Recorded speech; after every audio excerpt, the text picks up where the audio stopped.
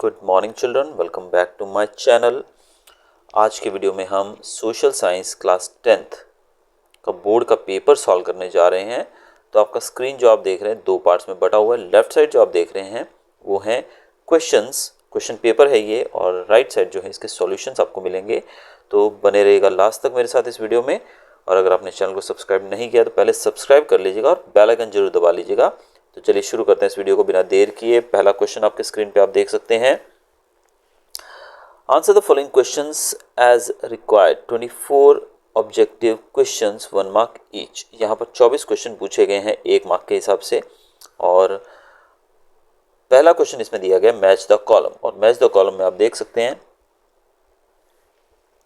Bahucharaji fair, Pandit Ahobale, then cleanliness work of the nature, wind energy, earth conference. और इसके सामने इसके 6 ऑप्शंस दिए गए हैं जिसको हमें सॉल्व करना है। और चलिए इसको सॉल्यूशंस भी देख लेते हैं। तो पहला आंसर जो आपके सामने है वो है बहुचराजी फेयर, जो कि है एक मेला जो है महसाणा डिस्ट्रिक्ट में। दूसरा है पंडित आहोबल, वो है Sangeet Parijat, cleanliness workers of the nature vulture, wind energy Lamba, then earth conference Stockholm. तो ये 5 क्वेश्चंस आपको 5 मार्क दे के जाएंगे। अब यहाँ पर एक ट्रिक भी हो सकती है बच्चों, देख सकते हो आप। बहुचराजी फेयर तो ये किसी जगह पर होगा, अर्थ कॉन्फ्रेंस जो है वो भी किसी जगह पर होगी, और विंड एनर्जी वो भी किसी जगह का नाम होगा। इन तीनों क्वेश्चंस को हम देख सकते हैं कि तीनों जगह जो है कहीं ना कहीं होंगी। तो बहुचराजी फेयर हम गुजरात के बारे में जान रहे हैं, हमने पहले चैप्टर में इसको पढ़ा भी है। तो ये ऑब्वियस सी बात है, कोई देसी नाम होगा हमारे नियर बाय, किसी सिटी का, किसी जगह का। तो इससे हमको एक अनुमान सा मिल जाता है कि बहुचराजी फेयर जो है या तो महसाणा में होगा या फिर लंबा में होगा। अब ऑब्वियस सी बात है, महसाणा डिस्ट्रिक्ट थोड़ी फेमस जगह है, तो हम बहुचराजी फेयर जो है फेमस मेला जो है, और वो भी फेमस मेला है, तो ऑब्वियसली वो किसी फेमस जगह पर ही होगा। तो महसाणा डिस्ट्रिक्ट में हम लोग लिख सकते हैं एक गैस के हिसाब से। विंड एनर्जी जो है, अब वो चीज़ जो है इंडिया में बात की गई है, तो इंडिया में लंबा, क्योंकि दूसरी जगह यहाँ पर 3 ही जगहों के नाम दिए आप देख सकते हो। यहाँ पर 3 जगह हैं, और 3 में से एक तो हो गई भाई महसाणा डिस्ट्रिक्ट, दूसरा स्टॉकहोम, और तीसरा लंबा। स्टॉकहोम एक विदेशी नाम है, हम नाम से समझ सकते हैं, स्वीडन में है ये, स्वीडन की राजधानी है शायद ये स्टॉकहोम। तो विंड एनर्जी जो है वो लंबा में हम लिख सकते हैं, क्योंकि इंडिया की बात की जा रही है कि इंडिया में कहाँ कहाँ विंड एनर्जी पैदा की जाती है। अब तीसरा ऑप्शन हमारे पास बचता है स्टॉकहोम, और तीसरा क्वेश्चन भी बचता है अर्थ कॉन्फ्रेंस। अर्थ कॉन्फ्रेंस जैसी बड़े बड़े जो सम्मेलन होते हैं वो किसी छोटे शहरों में नहीं होते हैं, और ज़्यादातर हमने देखा है कि विदेशी भूमि पर ऐसी चीज़ें होती हैं, तो स्टॉकहोम इसमें अप्रोप्रिएट बैठेगा। अब हमारे पास 2 क्वेश्चन बचे, पंडित आहोबले और cleanliness workers of the nature. अब पंडित का जो नाम दिया गया है, पंडित जी का, वो नाम किताबों का लेखक के रूप में दिया गया। तो यहाँ पर 2 ऑप्शन है हमारे पास, संगीत परिजात और संगीत रत्नाकर। अब इन दोनों में से आपको एक सिलेक्ट करना है, लेकिन पहले आप बचा हुआ ऑप्शन यानी कि वल्चर जो है वो तीसरे के सामने लिख दीजिए। अब हमारे पास 2 क्वेश्चन एक क्वेश्चन बचता है और 2 आंसर, संगीत परिजात और संगीत रत्नाकर। अब उन दोनों में से आप लिख सकते हो, अगर आपको पता है तो बेहतर है, नहीं तो आप एक तुक्का लगाएंगे तो भी चलेगा, बट फिर भी यहाँ पर आपके 4 क्वेश्चन तो परफेक्टली सही हो ही जाते हैं। अगला क्वेश्चन देखेंगे। अगला क्वेश्चन बच्चों है हमारा यहाँ पर,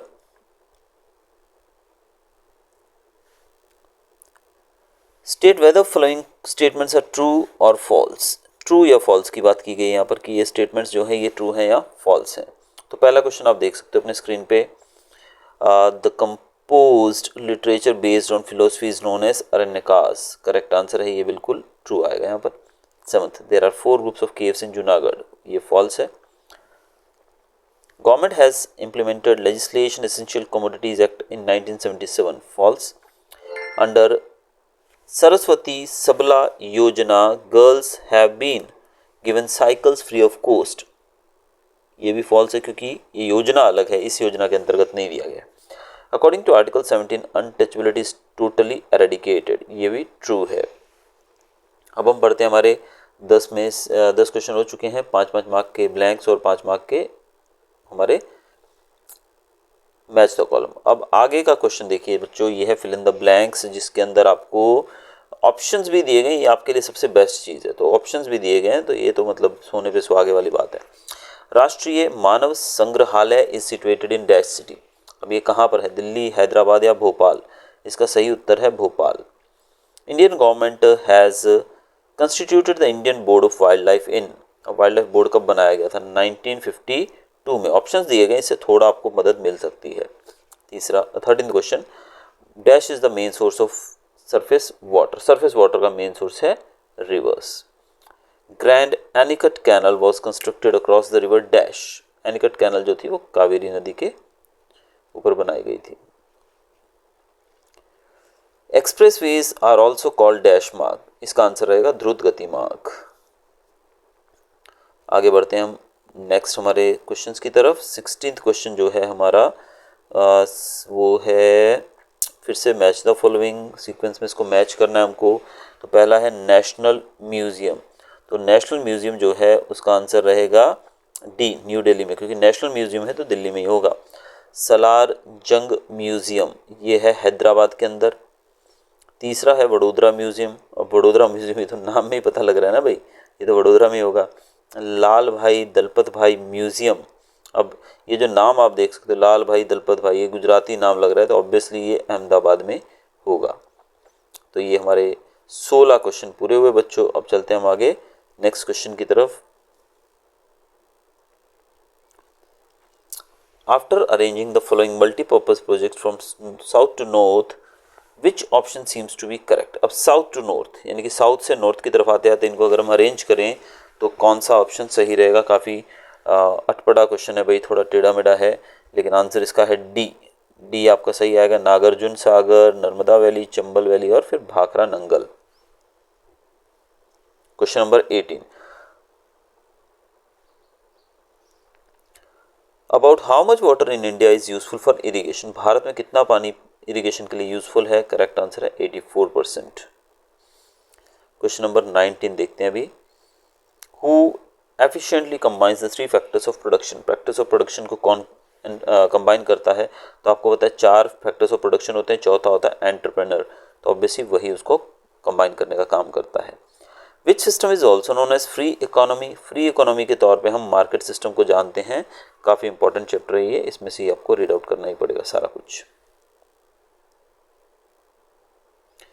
बढ़ते हैं आगे, क्वेश्चन नंबर 21 टू 24 देख लेते हैं। How long is the coastline of India. Bharat की कोस्ट लाइन 7516 किलोमीटर लंबी है। Which is the free port for entire year in Gujarat. Gujarat की फ्री पोर्ट पूरे साल के लिए कौन सी है? वो है पोरबंदर। विच is the main occupation of people of developing countries. Developing country, अब डेवलपिंग कंट्रीज की पहचान ही होती है कि वहाँ पे खेती ज़्यादा होती है, तो एग्रीकल्चर ही यहाँ पर आंसर में आएगा।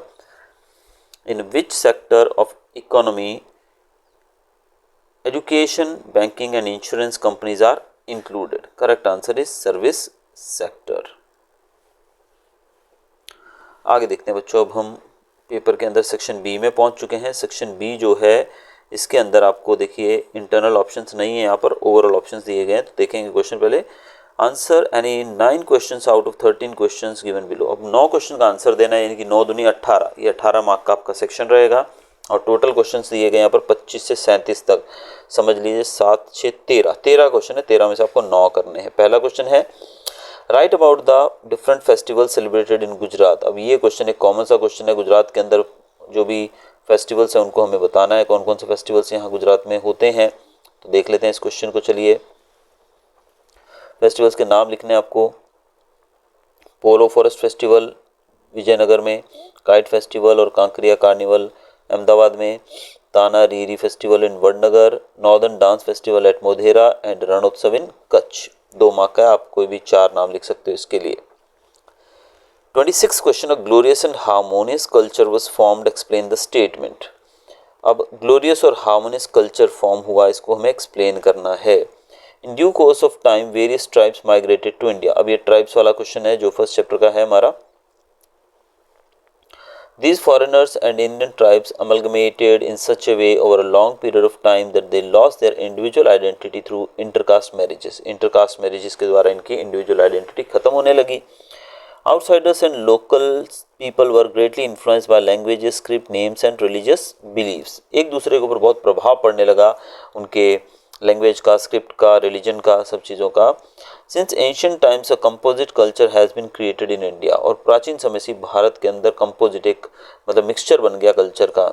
All this played a vital role in Indianizing these foreign tribes, और इन सब के कारण ही ये सब ट्राइब्स जो थी इंडियनाइज होकर रह गई, यानी कि भारतीयता इनके अंदर झलकने लगी। Question number 27, give information about Kathakali. आपको 4 पॉइंट लिखने हैं, इससे ज़्यादा नहीं। कथकली जो वर्ड है ये ड्राइव किया गया है कथा यानी कि स्टोरी, और कली एनेक्टिंग, उसके ऊपर एक्टिंग करना। It enacts episodes in Ramayana, Mahabharata, and the language is a mix of Sanskrit and Malayalam. The artist wear beautiful plated attires and crowns. The audience can recognize the character in drama from the facial expression of the artist. The stage is lighted with a single earthen lamp, and the characters come into the front of the curtain to introduce their characters of Trilok. तो फिर यहाँ पर 4 point आपको लिखने हैं कोई भी। Next question बच्चों हमारा है question number 28, Bikaner area of Rajasthan is popular for inlay work. 4 he point लिखने हैं हमको फिर से यहाँ पर। Kings, emperors, and members of the royal family, as well as people from the rich family, used to wear ornaments such as necklace, bracelets, nose ring, rings, damani, and crown. These were studded with precious stones like diamond, pearl, and ruby. The artisan expert in inlay work used to prepare these ornaments. Bikaner area of Rajasthan is popular for inlay ornaments. तो बड़े बड़े लोग जो थे, राजा महाराजा, वो इस चीज़ों को पहनते थे, और ये डायमंड्स और कीमती पत्थर इनके अंदर चढ़े जाते थे, और एक्सपर्ट जो कारीगर थे इसके, वो ज़्यादातर बीकानेर राजस्थान एरिया में पाए जाते थे। 29th क्वेश्चन है हमारा, write a note on Elephanta caves. Elephanta caves Arabian sea में एक आइलैंड पे बनाई गई हैं, जो कि लगभग मुंबई से 12 किलोमीटर दूर है। Portuguese name this structure as Elephanta caves as there is huge monument of an elephant. However, the local fishermen refer to this structure as Gharapuri. Local fisherman इसे घारापुरी कहते हैं, और ये एक पोर्टुगीज लोगों को एक हाथी की तरह दिखाई दिया, इसलिए उन्होंने इनका नाम एलिफेंटा रख दिया। The famous Trimurti sculpture is in cave number 1। Cave number 1 में त्रिमूर्ति स्कल्पचर है। यूनेस्को ने एलिफेंटा केव्स को वर्ल्ड हेरिटेज साइट में 1987 में शामिल किया था। Next question 30, pious hearts are welcomed in the garden of paradise. Explain करना है, ये लाइनें कहाँ लिखी हैं, ताजमहल की बात की गई है यहाँ पर। भाई ताजमहल वाले टॉपिक को देखोगे आप तो वहाँ आपको ये लाइन्स दिखेंगी। ये जो वाक्य हमने पढ़े, ये बेगम मुमताज़ महल की जो टॉम्ब है, कब्र है, उस पर ये लिखी गई हैं। The Mughal emperor Shahjahan had built Taj Mahal on the west bank of river Yamuna in Agra after the death of his beloved begum Mumtaz Mahal to इमॉर्टलाइज her memory. तो मुगल एम्परर जो शाहजहां थे, उन्होंने ताजमहल जो बनवाया था यमुना के किनारे आगरा में, अपनी बेगम मुमताज़ महल की याद में। The construction work of Taj Mahal started in 1631 and was completed in 1653 after 22 years. तो इसको बनाने में लगभग 22 साल का समय लगा था। डेट्स आप देख सकते हैं। शाहजहां ने इंडियन, ईरानियन, अरब, तुर्क और यूरोपियन स्कल्पचर्स को यहाँ पर इसकी बनवाई के लिए बुलाया था। He had incurred expenditure for more than 4.5 crore to build this beautiful मकबरा टॉम्ब। इसमें बनाने में लगभग 4.5 करोड़ रुपए उस समय लगे थे। आज की कीमत तो देखो तो कितना होगा पता नहीं, लेकिन उस समय भी इतना पैसा लगा था। तो ये बच्चों यहाँ पर 4 पॉइंट मैंने रीड आउट कर दिए हैं। आप इसके अंदर और भी काफ़ी सारे पॉइंट दिए गए हैं, आप इनमें से कोई भी पॉइंट यहाँ पर नोट डाउन करके स्क्रीनशॉट लेके रख लीजिए, और याद करके आप कोई भी पॉइंट 4-5 इसमें से लिख सकते हो। अब जैसे यहाँ पर इसको 7 वंडर्स ऑफ द वर्ल्ड में भी शामिल किया गया है, और ये काफ़ी फेमस टूरिस्ट प्लेस है, जहाँ पर हर साल हज़ारों की संख्या में नहीं, लाखों की संख्या में सैलानी आते हैं इसको देखने के लिए। नेक्स्ट क्वेश्चन हमारा बच्चों है क्वेश्चन नंबर 31। पहले क्वेश्चन देख लेते हैं कौन सा है। Preservation of wild life. Wild life को बचाने के लिए हमें क्या करना होगा। काफ़ी इजी और कॉमन क्वेश्चन है। हमें change our perception of forest and preserve this natural habitat of wildlife in order to save them from extinction. हमें पेड़ काटने से बचना होगा, जंगलों को काटना नहीं होगा, इससे ये बच जाएंगे, पेड़ पौधे भी बचेंगे और ये जानवर भी बच जाएंगे। Maintain a balance between herbivorous and carnivorous in forest, forest के अंदर हर्बीवोरस और कार्निवोरस के लिए जो उनकी गिनती के अंदर जो गैप आता जा रहा है उसको कम करने की हमें कोशिश करनी चाहिए। हमें अपने जानवरों को, डोमेस्टिक एनिमल्स को वहाँ ग्रेजिंग के लिए नहीं ले जाना चाहिए। वाटर रिसोर्सेज वहाँ पर अवेलेबल करवाने चाहिए ताकि ज़्यादा से ज़्यादा प्राणी वहाँ पर पानी पी सकें। और स्ट्रिक्ट लॉ होनी चाहिए वहाँ पर हंटिंग के अगेंस्ट में। जो लोग वहाँ हंटिंग करते हैं उनको हैवी पनिशमेंट मिलनी चाहिए, या इलीगल माइनिंग वगैरह करते हैं उनको भी पनिशमेंट मिलनी चाहिए। यहाँ क्वेश्चन है हमारा अगला 32, define the term solar energy and tidal energy. आप फटाफट साथ साथ नोट भी कर सकते हैं इन क्वेश्चंस को। सोलर एनर्जी, सन जो है मेन सोर्स माना जाता है एनर्जी का, बताइए आपको। Sun shines during most of the day of a year, ज़्यादातर दिनों में वो चमकता ही है। The biosphere on the earth remains lively due to the solar energy, solar energy के कारण ही हमारी पृथ्वी जो है इस पर जीवन पॉसिबल है। आप देखो ना, बारिश के दिनों में जब गर्मी बहुत ज़्यादा, मतलब बारिश होती है, बादल ही बादल रहते हैं, तो हमें अच्छा तो लगता है, लेकिन उन दिनों हमारे आजू बाजू वातावरण के अंदर कीटाणु बीमारियां भी ज़्यादा बढ़ जाती हैं। तो सूरज जो है बहुत ही इंपॉर्टेंट है। दूसरा इसमें दिया गया है tidal energy. Tide energy is a non-conventional energy source. The phenomenon of tides and depths continue constantly near the sea coast due to the gravitational force of the sun and the moon. This result into the rise and fall of the sea level. Electricity can be generated at such places. Tidal water has more power. अब tides के द्वारा जो energy पैदा की जाती है उसको tidal energy कहा जाता है। सूरज और चांद के कारण जो हमारे समुद्र का पानी है उसकी लहरें आगे पीछे ऊपर नीचे होती रहती हैं, कि पानी आगे भी आता है फिर पीछे भी चला जाता है, और उसी पानी को जब हम यूज़ कर सकते हैं टरबाइंस के द्वारा बिजली पैदा करने के लिए। क्वेश्चन नंबर 33 बच्चों, state the uses of lead. Lead के यूजेज हमको बताने हैं। लेड की यूजेज की बात करें, इसका जो मिनरल होता है उसको गैलेना कहा जाता है। The mineral is soft and heavy in weight, it can be smelted easily as its freezing point is very लो।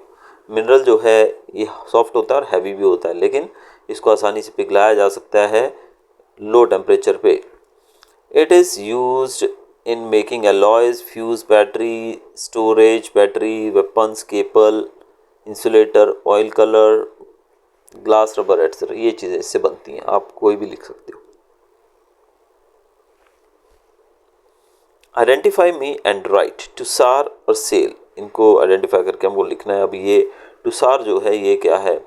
ये एक सिल्क का प्रकार है बच्चों। अगर चैप्टर के अंदर सिल्क वाला टॉपिक ढंग से पढ़ा हो आपने तो आपको पता लगेगा कि एक तरह का सिल्क है, ऐसा लॉजिकल एक आधा क्वेश्चन इसमें पूछा जाता है। सेल जो है स्टील अथॉरिटी ऑफ इंडिया, ये हमारी एक बॉडी है जो कि स्टील, आयरन स्टील बनाती है। The administration of all iron steel plants of India is at the disposal of steel authority of India except for Tata. हमारे यहाँ पर टाटा स्टील भी बनता है, टाटा की भी कंपनी है। टाटा को छोड़कर बाकी सब अथॉरिटीज़ को, स्टील फैक्ट्रीज को कंट्रोल करने वाली है हमारी ये सेल, यानी कि steel authority of India. Question number 35, explain about the electronic industry. Electronic industry के बारे में हमें एक्सप्लेन करने को कहा गया है। काफ़ी बड़ा सारा आंसर दिया गया है बच्चों, यहाँ देख सकते हैं। यहाँ लिखना कि आपको थोड़ा सा हम डिस्कस कर लेते हैं। 1905 में जब शुरुआत हुई थी भाई इलेक्ट्रॉनिक इंडस्ट्री की इंडिया में, तो उस समय रेडियो सेट और टेलीफोन इंडस्ट्री स्टार्ट हुई थी। सबसे पहले बेल की बात करेंगे, भारत इलेक्ट्रॉनिक्स लिमिटेड, ये 1956 में बनाई गई थी और आर्मी के लिए इक्विपमेंट बनाती थी। आकाशवाणी और मेट्रोलॉजिकल डिपार्टमेंट के लिए भी ये अपना सामान बनाती थी। आज इलेक्ट्रॉनिक इक्विपमेंट्स जो है ये बनाती है इसरो के साथ मिलकर। इलेक्ट्रॉनिक इंडस्ट्री जो भारत की है वो धीरे धीरे डेवलप होती जा रही है। बहुत सारे इक्विपमेंट जैसे कि radio, TV, television, telephone, cellular phone, computer, ये सब अब भारत के अंदर बनाए जाते हैं। तो काफ़ी कुछ इसके अंदर दिया गया है। आप कोई भी क्वेश्चंस के अंदर जो दिए गए आंसर, इसमें कोई भी टॉपिक्स ले सकते हो, सारा लिखने की ज़रूरत नहीं है। अब आप और इसमें ऐड कर सकते हो कि बेंगलुरु जो है वो कैपिटल बन गया है इलेक्ट्रॉनिक इंडस्ट्री की, इसीलिए इसको सिलिकॉन वैली ऑफ इंडिया भी कहा जाता है। यहाँ पर सॉफ्टवेयर टेक्नोलॉजिकल पार्क्स भी बनाए गए हैं, साइंस पार्क्स, टेक्नोलॉजी पार्क्स भी काफ़ी डेवलप किए गए हैं। इलेक्ट्रॉनिक इंडस्ट्री ने हमारी स्पेस टेक्नोलॉजी को बढ़ाने में काफ़ी योगदान दिया है। Question number 36, state economic impact of terrorism. Terrorism के इकोनॉमिक प्रभाव के बारे में हम बात करेंगे। यहाँ पर economic effects of terrorism, terrorism का हमारे देश की इकोनॉमी पे क्या प्रभाव पड़ता है, काफ़ी बड़ा इन्होंने लगभग 9 पॉइंट यहाँ पर दिए गए हैं। हम यहाँ पर एक थोड़ा सा रीडिंग लेंगे, बाकी आप ऑन लैंग्वेज में लिख सकते हो ज़्यादातर क्वेश्चंस को। Terrorist act destroy the houses and property of individual लोगों को मार देते हैं, प्रॉपर्टी को नुकसान पहुंचाते हैं, घर तोड़ डालते हैं। नॉर्मल ट्रेड और बिजनेस को भी इससे प्रभाव पड़ता है। टेररिज्म इन्फेस्टेड स्टेट जैसे कि जम्मू एंड कश्मीर जैसे एरिया में businessman migrate to other parts of the country, businessman वहाँ रहकर काम करने से डरते हैं, इसलिए वो दूसरे स्टेट्स में जाकर रहने लगते हैं। और क्या होता है भाई, टूरिज्म इंडस्ट्री पे इसका बहुत बुरा प्रभाव पड़ता है, क्योंकि लोग वहाँ जाकर कोई घूमने नहीं जाएगा भाई, उनको जान प्यारी है। Industrialist businessman and the children are kidnapped by the terrorist and force them to pay ransom. बड़े बड़े लोगों के जो बच्चे होते हैं उनको ये लोग किडनैप कर लेते हैं टेररिस्ट, और उनसे रैंसम मांगते हैं। रैंसम मतलब फिरौती। आगे मैन्युफैक्चरिंग एक्टिविटी स्लो हो जाती है, क्योंकि लोग भाई काम करेंगे या अपनी जान बचाएंगे, तो काफ़ी फ़र्क पड़ जाता है इंडस्ट्रीज़ के अंदर। Railway line, radio station, road, bridges, ये सब तोड़ दिए जाते हैं, डिस्ट्रॉय किए जाते हैं, जिससे हमारा बहुत सारा पैसा जो है रिकंस्ट्रक्ट दोबारा से इनको बनाने में लगता है। अगर ऐसा ना किया जाए तो इसी पैसे का उपयोग करके हम देश की डेवलपमेंट कर सकते हैं। टेररिस्ट ऑर्गेनाइजेशन जो है वो ड्रग ट्रैफिकिंग, ब्लैक मार्केटिंग में लगे रहते हैं, जिससे उनका पैसा बढ़ता है और इससे देश के अंदर चीज़ों की तंगी हो जाती है। तो ओवरऑल बोला गया है कि नेशनल इकोनॉमी पे इसका बहुत ही ख़राब प्रभाव पड़ता है और इससे इकोनॉमिक डेवलपमेंट स्लो हो जाती है। इस सेक्शन का लास्ट क्वेश्चन है 37, give information about the provisions only for scheduled tribes. Scheduled tribes के लिए जो बनाए गए हैं प्रोविजंस, उसको हमें बताना है। Under this right, citizens have the freedom to move in any part of India as well as settle down and pursue any legitimate business. इसके अंतर्गत भारत के अंदर व्यक्ति जो है कहीं भी जाकर रह सकता है, सेटल हो सकता है और अपना कोई भी बिजनेस शुरू कर सकता है। With a view to protect the rights of the tribal people and to prevent their exploitation in the form of land transaction or money lending etc., governors of the states can impose restriction on the movement of people, their right to settle down, acquire property or transact business in tribal areas. अब governor चाहे तो इन लोगों के exploitation को रोकने के लिए वहाँ पर जो लोग अपना ज़मीन खरीद लेते हैं वहाँ जाकर बस जाते हैं, यानी कि इनके ऊपर अत्याचार करते हैं, इनको भगा दिया जाता है ट्राइबल लोगों को इनके जंगलों से जहाँ पर ये लोग रहते हैं, तो उसके ऊपर गवर्नर चाहे तो डायरेक्ट रोक लगाकर लोगों का मूवमेंट वहाँ पर रोक सकता है।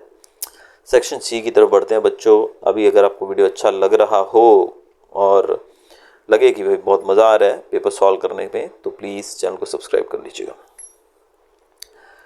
Answer any 6 questions out of 9। अब यहाँ पर 9 क्वेश्चन दिए गए, आपको सिर्फ 6 करने हैं, 6 दिए 18। आप यहाँ देख सकते हो 18 मार्क का पूछा गया है। Look at the given picture and answer the following question. Picture देख के क्वेश्चन के आंसर देने को कहा गया है। पिक्चर ये रही भाई आपके सामने, आप देख लीजिए, ये कोई टेम्पल बताई गई है।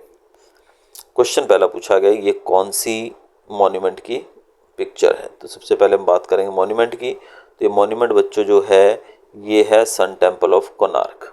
दूसरा ये कहाँ पर है भाई, ओडिशा में है ये। तीसरा in what form is the construction done, construction किस फॉर्म में की गई है। The temple is in the shape of chariot of sun god, सूर्य भगवान के रथ के रूप में हमें ये दिखाई देती है। Question number 39, give information about the pillar at Sarnath. Sarnath के पिलर के बारे में हमें इन्फॉर्मेशन देनी है। Modern emperor Ashok started the practice of engraving religious edicts on specially erected pillars. These are the best specimen of art and of engraving on stone. These pillars were made from a single rock. They were so highly polished that they gleamed like sun. ये अशोक राजा जो थे उन्होंने शुरू किया था और इनको एक सिंगल रॉक से बनाया जाता था और इतना बढ़िया पॉलिश किया जाता था कि ये सूरज की रोशनी में चमकते थे। Religious edicts were engraved on these pillars. Brahmi script में इनके ऊपर रिलीजियस चीज़ों को लिखा जाता था, रिलीजियस जो धार्मिक जो शिक्षाएं वो दी जाती थी इन पे लिखकर। Pillar inscription of emperor Ashoka were erected at Ambala Meerut, ये जगह के नाम दिए। यहाँ पर पिलर जो है अशोक के द्वारा बनाए गए हैं। ये पिलर जो है बहुत स्पेक्टेकुलर है और ऐसा ही एक पिलर सारनाथ में भी है और इसके ऊपर 4 लाइन्स जो हैं वो north south east west direction में फेस किए दिखाई देते हैं। Sarnath was the first place where Buddha preached, Buddha ने जहाँ प्रीचिंग दी वो पहली जगह है। इन एडिशन इसके साथ साथ फिगर्स ऑफ एलिफेंट, हॉर्स और बुल भी यहाँ पर बॉटम में एनग्रेव किया गया है, जिसको आप अपने नोट के ऊपर, हमारी करेंसी के ऊपर भी आप देख सकते हो। धर्म चक्र जो कि हमारे झंडे के अंदर भी है, नेशनल फ्लैग के अंदर भी है, वो भी यहाँ पर हमें देखने को मिलता है। Question number 40, write a short note on Vallabhi Vidyapeeth. Vallabhi Vidyapeeth वाला जो चैप्टर है, जिसके अंदर काफ़ी सारी 4 यूनिवर्सिटीज़ के बारे में एक्सप्लेन किया गया लास्ट में, वो वहाँ से आपको ये क्वेश्चन मिलेगा आंसर इसका। वल्लभी जो कि भावनगर के काफ़ी नज़दीक है, एक कैपिटल थी मैत्रक डायनेस्टी की, और मैत्रक रूलर्स जो थे वो एजुकेशन के बहुत ज़्यादा कायल थे, उनको बहुत अच्छा लगता था, मतलब पढ़ाई लिखाई उनको बड़ी पसंद थी। ऐसे में उन्होंने यूनिवर्सिटी बनवाई जिसको वल्लभी विद्यापीठ कहा जाता है। वल्लभी यूनिवर्सिटी जो बहुत फेमस थी एजुकेशनल सेंटर के तौर पे, और बुद्धिस्ट स्कॉलर जैसे थिरुमति और गुणपति यहाँ पर हेड्स थे, यूनिवर्सिटी के प्रिंसिपल से बोल सकते हो आप। नॉलेज वर्शिप और इसकी एजुकेशनल सिस्टम जो था वो बहुत ही फेमस था पूरी दुनिया में। इंस्ट्रक्शंस जो थी यहाँ पर हर एक ब्रांच को यहाँ पर पढ़ाया जाता था। इंडिया में दूर दूर से लोग पढ़ने आते थे। इत सिंह नामक एक चाइनीज़ ट्रेवलर जो थे, वो जब यहाँ आए थे तब उन्होंने इसकी तुलना की थी नालंदा यूनिवर्सिटी में मिलने वाली पढ़ाई से, यानी कि वहाँ जो एजुकेशन मिलती थी उससे इसको तोला गया था, यानी कि कंपेयर किया गया, इतनी अच्छी थी ये यूनिवर्सिटी 1775 में क्लोज की गई जब अरब लोगों ने मैत्रक राजाओं को हरा दिया, उनके राज्य पे कब्जा कर लिया। Question number 41, right about the remedies of soil conservation. Soil conservation के बारे में हमको बताना है कि भाई कैसे हम सॉइल को कंजर्व कर सकते हैं, बचा सकते हैं। बहुत इंपॉर्टेंट है ये भी चीज़ और कॉमन सा टॉपिक है भी। Soil conservation means to prevent the soil erosion and to maintain the quality of soil. Soil erosion को रोकना और सॉइल की क्वालिटी को मेंटेन रखा, इसी को हम सॉइल कंजर्वेशन कहते हैं। अब सॉइल कंजर्वेशन कैसे किया है? Forest should be grown over the fallow land, जहाँ भी खाली जगह है वहाँ पर जंगल उगा देना चाहिए।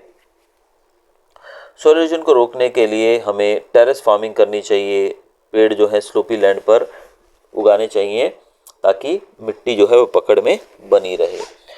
पानी का जो फ्लो है उसको कंट्रोल करने के लिए हमें स्मॉल डैम्स या वियर्स बना लेने चाहिए ताकि जो इरोजन जो है वो ज़्यादा ना हो और पानी भी स्टोर्ड रहे।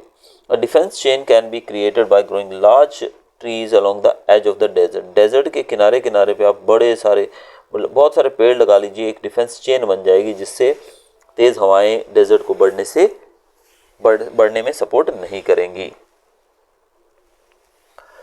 Floods can be controlled by delivering their flow into another rivers. अब बड़ी रिवर्स जहाँ पर पानी ज़्यादा आ जाता है साल के हिस्से में, उनको अगर हम छोटी नदियों से जोड़ दें, ड्राई रिवर से जोड़ दें, तो क्या होगा, वहाँ जब पानी बढ़ेगा तो वो ड्राई रिवर्स के अंदर पानी पूरा चला जाएगा और ओवरफ्लो नहीं होंगी वो नदियाँ, और फ्लड भी नहीं आएगा और उन नदियों में पानी भी जाएगा, और जहाँ पर खेती के लिए पानी की कमी है वहाँ भी पानी पहुँचेगा।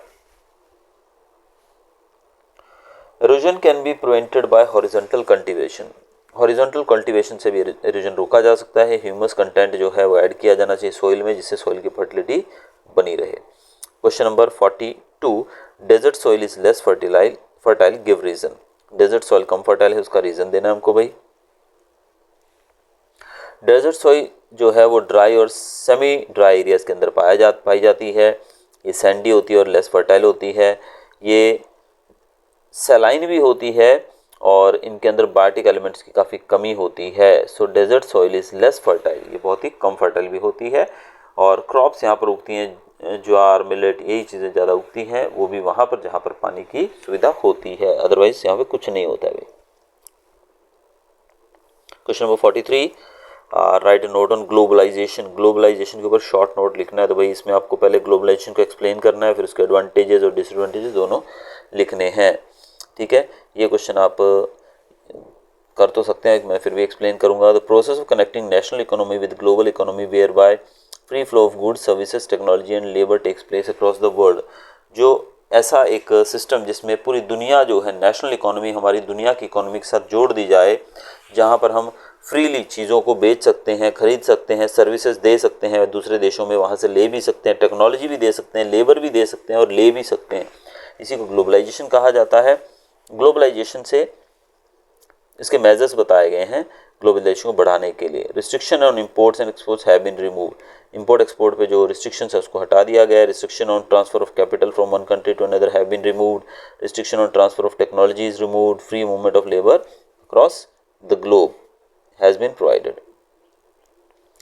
अब एडवांटेज डिसएडवांटेज भी देख लेते हैं अभी। पहले एडवांटेजेस, इससे फॉरेन डायरेक्ट इन्वेस्टमेंट जो रहती है एफडीआई वो बढ़ती है। Easy availability goods produced in developed countries, मतलब एक देश में बनने वाली चीज़ हर एक दुनिया के देश में पाई जा सकती है। Developing countries like India could withstand international competition, Bharat जैसे डेवलपिंग देश भी कंपटीशन लड़ सकते हैं। आगे इसके डिसएडवांटेजेस बताए गए हैं। इससे प्रॉब्लम्स भी होती हैं, अभी पॉवर्टी और अनएम्प्लॉयमेंट जैसी प्रॉब्लम्स रहती हैं। Developing countries could not avail benefits to increase in export, export बढ़ने का फ़ायदा डेवलपिंग कंट्रीज को नहीं मिलता है। और less beneficial to small scale industries, अभी बड़ी इंडस्ट्रीज को फ़ायदा मिलता है लेकिन छोटी इंडस्ट्री को कोई फ़ायदा इसमें नहीं मिलता है। अगला क्वेश्चन 44 है बच्चों। See the picture given below and right the full name of the logos, logos के फुल नेम बताने हमको। आईएसआई, आईएसआई बच्चों जो होती है हमारी वो होती है इंडियन स्टैंडर्ड इंस्टीट्यूट, ये आपको याद रखना। आईएसआई यानी कि इंडियन स्टैंडर्ड्स इंस्टीट्यूट, ये 1947 में शुरू किया गया था। दूसरा है HACCP, ये इंपॉर्टेंट है, याद रखिएगा। Hazard analysis and critical control point, ये प्रोसेस्ड फूड के लिए होता है। नेक्स्ट आप जो ये फिगर देख रहे हो मानक पथ प्रदर्शक, ये क्या है? ये है इंडियन स्टैंडर्ड इंस्टीट्यूट ISI, जो कि 1947 में बनाया गया था, but since 1986 it is known as bureau of Indian standard. अब पहले जो ये ISI जो था वो इस फॉर्म में मिलता था जो ऊपर आप देख रहे हो। अब जो है प्रेजेंट टाइम में 86 के बाद से बात की जाए तो bureau of Indian standards BIS इसको कहा जाता है। क्वेश्चन नंबर 45 देखेंगे।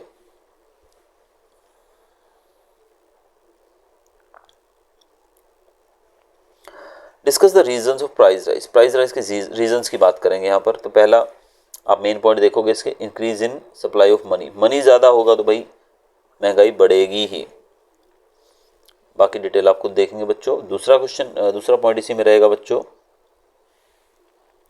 इंक्रीज इन पॉपुलेशन, पॉपुलेशन बढ़ेगी तो प्राइस बढ़ेगा ही भाई। इंक्रीज इन एक्सपोर्ट, एक्सपोर्ट बढ़ेगा तो भी प्राइस बढ़ेगी, जब हम ज़्यादा चीज़ें विदेशों में भेजने लगेंगे। अब इन तीनों पॉइंट को अगर आपको समझना भी है थोड़ा सा मैं एक्सप्लेन भी कर दें। Increase in supply of money, अब आपकी जेब में भाई 100 रुपये हैं तो आप उसके हिसाब से खर्चा करोगे, आपकी जेब में लाख रुपये हैं तो आप उसके हिसाब से खर्चा करोगे। लाख वाला बंदा ज़्यादा खर्चा करेगा, 100 वाला बंदा कम खर्चा करेगा, ठीक है। तो इसी तरीके से महंगाई बढ़ेगी। दूसरा आप देखो यहाँ पर तो इंक्रीज इन पॉपुलेशन, भाई पॉपुलेशन बढ़ेगी तो चीज़ों की प्रोडक्शन की कमी, प्रोडक्शन तो उतनी है, प्रोडक्शन उतनी है, चीज़ें बढ़ नहीं रही हैं और पॉपुलेशन बढ़ रही है। यानी कि आपके घर में 4 लोग थे, अभी 8 लोग आ गए रहने के लिए, टोटल 4 और आ गए तो 8 हो गए। तो आपकी कमाई उतनी है, तो कमाई उतनी है तो आपको हर चीज़ ज़्यादा लानी पड़ेगी, ज़्यादा लानी पड़ेगी तो समझो आपको, आप उसको अफोर्ड नहीं कर पाओगे। इंक्रीज इन एक्सपोर्ट, एक्सपोर्ट बढ़ जाएगा, जब एक्सपोर्ट अगर बढ़ा दिया जाए यानी कि हम चीज़ें देश में बन रही हैं उनको हम विदेशों में बेचने लगें तो देश के अंदर तो उन चीज़ों की कमी हो ही जाएगी ना। चौथा पॉइंट है शॉर्टेज ऑफ रॉ मटेरियल, जब हम चीज़ें ज़्यादा एक्सपोर्ट करेंगे या चीज़ें बनाकर ज़्यादा देशों में बेचने की होड़ लग जाएगी तो ऐसे में रॉ मटेरियल की कमी हो जाएगी और देश के अंदर चीज़ें जो हैं वो बनने में काफ़ी कमी आ जाएगी। 46 क्वेश्चन, which welfare schemes have been started for the women by Indian government, महिलाओं के लिए कौन कौन सी स्कीम चालू की गई हैं वो बताना है यहाँ पर हमको। तो सबसे पहले यहाँ देखेंगे हम, नेशनल कमीशन फॉर वुमेन बनाया गया था 1992 में, फिर separate department for women and child welfare 1995 में, फिर national policy of on empowerment of women 2001 में, फिर महिलाओं के लिए एम्प्लॉयमेंट, इनकम जनरेशन, वेलफेयर और supportive services, gender equality, sanitation for women, ये सब प्रोग्राम चलाए गए हैं। फिर लॉज बनाए गए, equal share in family property to women, अब महिलाएं जो है वो भी अपनी फैमिली की प्रॉपर्टी में पूरी इक्वल अधिकारी रहती हैं। Family courts and women welfare courts बनाए गए हैं। डोमेस्टिक वायलेंस एक्ट बनाया गया 2005 के अंदर, ठीक है। तो ये सारे कदम उठाए गए महिलाओं के लिए। सेक्शन डी की तरफ चलते हैं बच्चों। अब यहाँ पर answer any 4 questions in detail, from the question of number 47 to 53, 47 to 53, 47, 48, 49, 50, 4 और 3 7, 7 में से आपको सिर्फ 5 क्वेश्चन करने, 4 ही करने हैं, 4 चौके 16, ठीक है। एक तो हमारा मैप कंपलसरी रहता है इसके अंदर, ठीक है। तो देख लेते हैं, चलिए। पहला क्वेश्चन है बच्चों, chemistry is an experimental science, explain the statement. ये केमिकल साइंस वाला जो चैप्टर हमारा ना, मेटलर्जी वाला, उस चैप्टर का ये क्वेश्चन है, तो इसको हम देख लेते हैं, चलिए।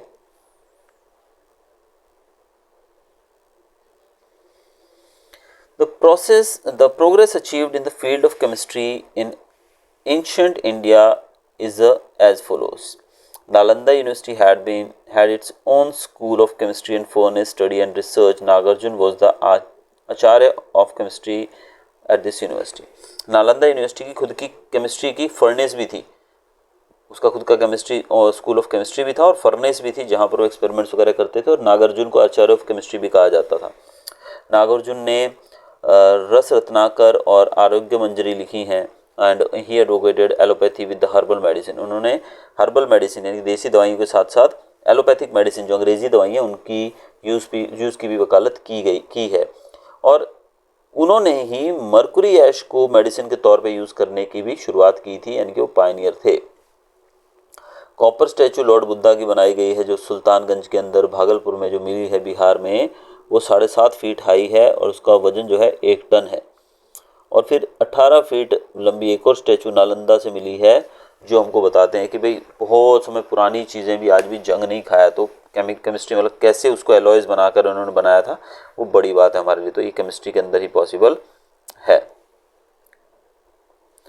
आयन पिलर विजय स्तंभ बिल्ट बाय चंद्रगुप्त टू, ये अभी तक जो हमारे मेहरौली दिल्ली के अंदर आपने देखा होगा, दिल्ली के अंदर मेहरौली नामक जगह है, वहाँ पर एक आयन पिलर है जो कि ओपन में पड़ा है। कितना पुराना है, लगभग बुलाए थे 1600 साल पुराना है भाई, अब तब से लेकर अब तक उसको जंग तक नहीं लगा है, तो ये केमिस्ट्री में ही पॉसिबल है। From the above examples it is clear that chemistry is an experimental science. तो हम यहाँ से देख सकते हैं कि केमिस्ट्री एक एक्सपेरिमेंटल साइंस है। दूसरा क्वेश्चन देखेंगे बच्चों, इसी में क्वेश्चन दिया गया 48, explain the importance of ancient India in the field of medicine and surgery. अब ये वही क्वेश्चन सेम, देखो सेम ही चैप्टर है, उसी में से आपको ये 2 क्वेश्चन मिल गए। अगर आपने ये चैप्टर तैयार कर लिया भाई, ये 8 नंबर का क्वेश्चन तो हो गया आपके यहाँ पर। देखो आपने केमिस्ट्री पढ़ लिया और इस चैप्टर का ये सेकंड क्वेश्चन भी रीड आउट किया, इस चैप्टर को अच्छे से किया, तो 8 नंबर आपके पूरे पक्के हो गए। ये चैप्टर आई थिंक 8 नंबर का ही पूछा जाएगा, तो यानी कि इस चैप्टर में 2 क्वेश्चन आपको आने वाले हैं बड़े, 4 मार्क के। अगर ये इंटरनल ऑप्शन होता तो यहाँ दोनों में से आपको एक करना पड़ता, लेकिन यहाँ पर इंटरनल ऑप्शन नहीं है, जनरल ऑप्शन, इसलिए आप दोनों को ही सॉल्व करके यहाँ पर 8 मार्क्स स्कोर कर सकते हो। चलिए और देख लेते हैं, इसमें भी आंसर भी मैं बताता हूँ आपको। Maharshi Charak wrote Charak Samhita and mention more than 2000 medicinal herbs. Maharshi Charak ने चरक संहिता लिखी और 2000 मेडिसिन के बारे में यहाँ पर बताया उस बुक के अंदर। महर्षि सुश्रुत ने सुश्रुत संहिता लिखी, और इंस्ट्रूमेंट्स जो थे सर्जरी वाले उनको उन्होंने बताया कि कैसे यूज़ करना चाहिए कौन सी चीज़ को। वाघभट्ट ने वाघभट्ट संहिता लिखी, अष्टांग हृदय लिखी जिसमें अलग अलग बीमारियों के डायग्नोसिस के बारे में बताया गया था। आयुर्वेदा की बात करें तो इसके अंदर हिंदू हर्बल साइंस है, जिसमें हम प्राचीन समय से ही जानते हैं कि कौन सी हर्ब्स का कहाँ, जड़ी बूटियों का कहाँ यूज़ होता है। आपने रामायण में सुना ही होगा, हमारे हनुमान जी कैसे वो संजीवनी बूटी लेने गए थे, पूरा पहाड़ उठा लाए थे। A complete description of the process of making medicine, their classification, uses of medicine। तो हमारी प्राचीन किताबों के अंदर कैसे चीज़ दवाइयाँ बनानी है, कैसे उसका उपयोग करना, सब बताया गया है। फिर हमारे यहाँ पर ऑपरेशंस भी किए जाते थे, पेट के बहुत सारे, किडनीज, कैटरेक्ट तक रिमूव किया जाता था आँखों से, हर्निया का, स्टोन, पाइल्स और ब्लैडर की समस्याओं का भी निदान दिया जाता है। टूटी हड्डियों को भी जोड़ा जाता था। इवन बॉडी के अंदर अगर कोई चीज़ घुस गई है, पायस यानी कि कोई नोकीली चीज़ अंदर चली जाए, तो उसको भी निकालने की हमारे पास सुविधाएं थी हमारे डॉक्टर्स के पास उस समय। उनको गायनोलॉजिकल सर्जरीज करनी भी आती थी, यानी कि गायनेक जो होते हैं ना, महिलाओं के डॉक्टर होते हैं, वो सर्जरीज भी करनी आती थी। नाक कान जब कट जाए, टूट जाए, तो उसको भी वो ठीक कर देते थे। वैद्य डॉक्टर जो था वो सिम्टम्स जो थे उनको देख कर ही दवाइयाँ तैयार कर लेता था, और उसके बाद क्या क्या खाना पीना वो भी डाइट भी बताते थे। Veterans to clean interest in teaching the method of surgery to the student. जो जानकार थे वो ऑपरेशन के द्वारा बच्चों को भी वो जैसे आज आप देखते हो ना डॉक्टर्स, अगर आप डॉक्टरी सीख रहे हो, एमबीबीएस कर रहे हो तो आपको सर्जरी कर रहे हो आप, तो वहाँ पर आपको डेड बॉडीज़ के साथ उन्होंने वो सर्जरी करना भी सिखाते हैं भी कैसे किया जाता है। तो उस समय भी वैक्स के जो पुतले होते थे बनाकर उसमें जो हमारे डॉक्टर्स जो थे वो बच्चों को बताते थे। Shalihotra had written Ashvashastra work of veterinary science. Veterinary science के बारे में भी शालिहोत्रा ने लिखा है अपनी किताब अश्वशास्त्र के अंदर। 49th question, what are the types of farming in India, explain them in detail. Types of farming बतानी है डिटेल में। फार्मिंग जो है 6 तरह की होती है। पहला subsistence farming, that cultivation where in the agricultural production is consumed by the family is called subsistence, यानी कि अपने लिए ही, यानी कि आपकी ज़मीन के ऊपर जो भी उगेगा उससे सिर्फ आपको अपना ही पेट पालना है, बेचना वेचना नहीं है, सिर्फ आपका गुजारा हो जाए। इस तरह की फार्मिंग जो होती है, छोटे बिल्कुल ही छोटे जो किसान होते हैं उस तरह की फार्मिंग को हम सब्सिस्टेंस फार्मिंग कहते हैं। यहाँ पैदावार कम होने का कारण है कि मॉडर्न इक्विपमेंट नहीं होते हैं इनके पास, ना ही ये फर्टिलाइजर, इंसेक्टिसाइड, पेस्टिसाइड और अच्छी किस्म के बीज उपयोग कर पाते हैं, जिससे इनकी पैदावार काफ़ी कम होती है। दूसरी खेती जो होती है वो होती है बच्चों ड्राई फार्मिंग। ड्राई फार्मिंग जहाँ पर बारिश बहुत कम होती है, इरिगेशन फैसिलिटीज़ बहुत कम है, वहाँ पर ड्राई फार्मिंग होती है और सिर्फ सॉइल के अंदर जो थोड़ी बहुत ह्यूमिडिटी है उससे या फिर बारिश वारिश होती है उससे ही ये की जाती है। तीसरा वेट फार्मिंग। वेट फार्मिंग उन जगहों पर होती है जहाँ पर पानी की भरमार है, बारिश बहुत होती है, इरिगेशन फैसिलिटीज़ ज़बरदस्त है, वहाँ पर ये की जाती है और मॉडर्न मेथड्स का भी यूज़ किया जाता है। Cotton, wheat, vegetables, paddy, sugar cane, ये सब चीज़ें उगाई जाती हैं।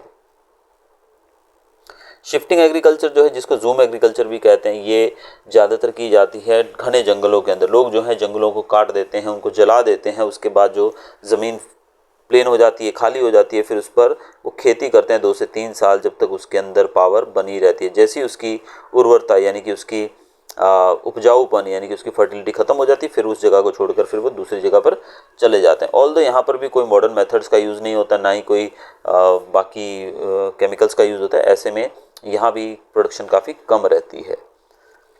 आगे है प्लांटेशन एग्रीकल्चर। प्लांटेशन एग्रीकल्चर की अगर बात करें तो यहाँ पर बड़े बड़े गार्डन्स, बाग होते हैं जिनको बाग यानी कि जैसे खासकर बाग किस चीज़ के होते हैं, चाय के बागान बोलते हैं जिसे हम, या फिर हम सेब का बाग, अमरूद यानी कि फ्रूट्स के जो बाग होते हैं उनको कहा जाता है प्लांटेशन एग्रीकल्चर। तो इसके अंदर काफ़ी लंबा समय तक प्रोडक्शन जो है मिलती रहती है, इसीलिए इसको प्लांटेशन एग्रीकल्चर कहा जाता है। और यहाँ पर ध्यान बहुत ज़्यादा रखना पड़ता है, यानी कि सिर्फ ऐसा नहीं है कि जैसे गेहूं और बाकी फसलें उगाना और उसमें इतना ध्यान नहीं देना पड़ता, लेकिन यहाँ पर बहुत ज़्यादा ध्यान देना पड़ता है, पैसा भी बहुत लगता है, प्लानिंग, टेक्नोलॉजी, सब कुछ बहुत ज़्यादा इसमें चाहिए होता है और फिर इसमें फ़ायदा भी ज़्यादा होता है, लेकिन इसमें रिस्क भी बहुत ज़्यादा होता है।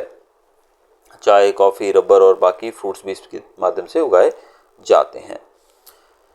लास्ट तरह की जो फार्मिंग रहती है हमारी वो होती है इंटेंसिव फार्मिंग। ये जो फार्मिंग रहती है उन एरियाज़ में होती हैं जहाँ पर इरिगेशन फैसिलिटीज़ काफ़ी होती हैं और एक से ज़्यादा क्रॉप साल में उगाई जा सकती हैं। यहाँ पर अच्छी क्वालिटी के बीज, फर्टिलाइज़र, इंसेक्टिसाइड, मशीनें सब यूज़ किए जाते हैं, जिससे खेती ज़्यादा की जा सके और चीज़ें इतनी उगाई जाती हैं कि खुद का भी काम की हो जाता है और बेचने के लिए भी काम में आती हैं। अगला क्वेश्चन बच्चों हमारा है question number 50। State the technical reforms brought in the field of Indian agriculture। Indian agriculture के फील्ड में टेक्निकल जो रिफॉर्म्स हैं वो कौन कौन सी हैं वो देखेंगे। ये आपने देखा होगा एग्रीकल्चर वाले चैप्टर पे सेकंड लास्ट पेज जो आपके यानी कि लास्ट टॉपिक्स में दोनों पेजों पे आमने सामने एक है टेक्निकल रिफॉर्म्स और दूसरे हैं इंस्टीट्यूशनल रिफॉर्म्स। तो यहाँ एक क्वेश्चन पक्का पूछा जाएगा और ज़्यादातर टेक्निकल रिफॉर्म्स ही पूछे जाते हैं, तो इस क्वेश्चन को भी अच्छे से कर लीजिएगा। 4 मार्क का ये क्वेश्चन आने वाला है आपको। The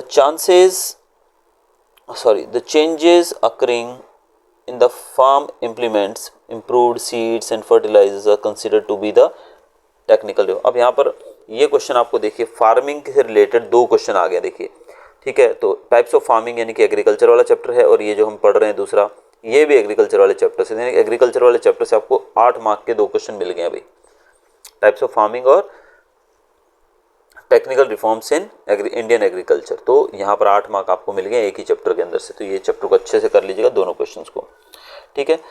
अब इसके बारे में डिटेल देखते हैं। Earlier the Indian farmers used leather buckets, water wheel for irrigation, यानी पहले आपको पता है ना, यानी कि लेदर की बकेट्स से खींच कर पानी निकाला जाता था और खेतों में डाला जाता था, लेकिन आजकल सबमर्सिबल पंप्स, मोनोब्लॉक पंप्स और सोलर पंप्स आ गए हैं।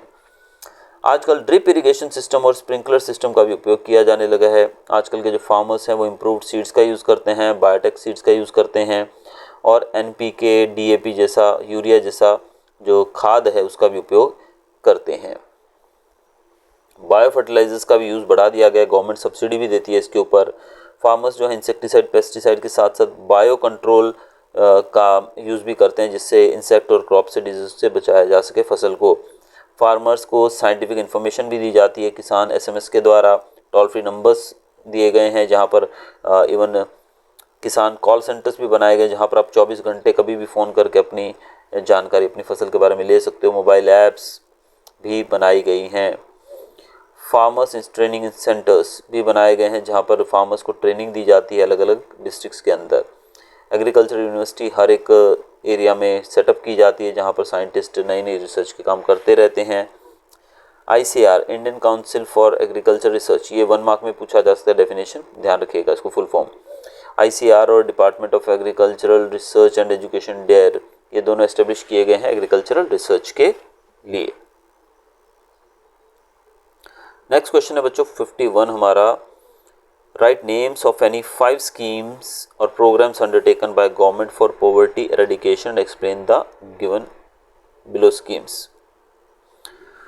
पहला है मां अन्नपूर्णा योजना।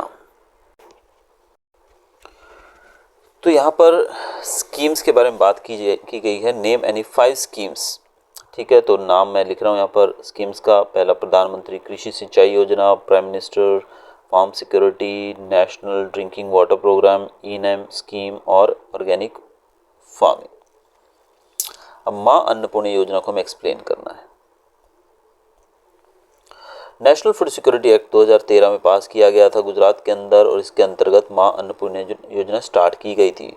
फूड सिक्योरिटी का मतलब था कि सब लोगों को न्यूट्रिशियस फूड प्रोवाइड किया जा सके ताकि वो एक हेल्दी और एक्टिव लाइफ जी सकें। अब मां अन्नपूर्णा योजना के अंतर्गत क्या किया गया? Supply food grains to needy middle class families, middle class needy family, ज़रूरतमंद लोगों को खाना प्रोवाइड करवाना सब्सिडाइज्ड रेट पे, यानी कि कम दाम पे। 35 kilo food grains free of cost देना। अंत्योदय और BPL फैमिलीज़ को, बिलो पॉवर्टी लाइन में जो फैमिलीज़ होती हैं, उनको 35 किलो अनाज फ्री। फिर PDS, पब्लिक डिस्ट्रीब्यूशन सिस्टम के अंतर्गत मिडिल क्लास और गरीब लोगों को 5 किलो ग्रेन्स पर पर्सन पर मंथ और 2 किलो वीट और कोर्स ग्रेन्स, बाकी जो दालें वाले हैं वो भी देना, 2 रुपये, 1 रुपये और 3 रुपये किलो के रेट पर, जो कि बहुत ही कम है। There are 362 crore beneficiaries of Maa Annapurna योजना। अन्नपूर्णा योजना से भारत में 3.5 करोड़ से ज़्यादा लोग फ़ायदा उठाते हैं, गुजरात में सिर्फ। और जो फूड ग्रेन्स कम दामों पे खरीदे जाते थे वो इसीलिए ताकि हर एक आदमी जो है इसको अफोर्ड कर सके और अपने लिविंग स्टैंडर्ड को थोड़ा सा बढ़ा सके। तो दूसरा पार्ट इसी क्वेश्चन का जो है बच्चों वो है एनकरेजमेंट टू ऑर्गेनिक फार्मिंग। तो ऑर्गेनिक फार्मिंग के बारे में हमको लिखना पड़ेगा। ऑर्गेनिक फार्मिंग को एनकरेज किया जाता है, ट्रेनिंग दी जाती है, फाइनेंस किया जाता है लो इंटरेस्ट रेट पे, ताकि ज़्यादा से ज़्यादा लोग ऑर्गेनिक फार्मिंग के साथ जुड़ सकें।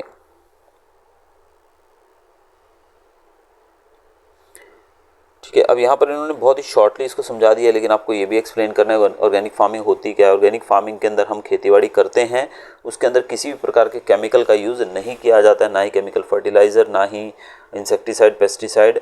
सब कुछ जो किया जाता है नेचुरल मेथड से किया जाता है, बिना किसी केमिकल का उपयोग किए। नेक्स्ट क्वेश्चन आप देखिए यहाँ पर 52, right the meaning of unemployment and describe its various types in detail. Unemployment का मतलब बताना है और उसके टाइप्स बताने हैं।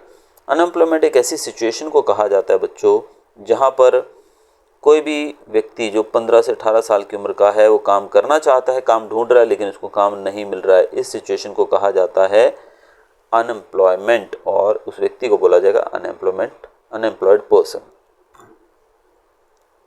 अब कोई काम करना ही नहीं चाहता है या फिर ढूंढ ही नहीं रहा है तो उसको काम नहीं मिल रहा है, तो उसको अनएम्प्लॉयड नहीं कहा जाएगा। अब इसके टाइप्स देखेंगे। पहला होता है सीजनल अनएम्प्लॉयमेंट।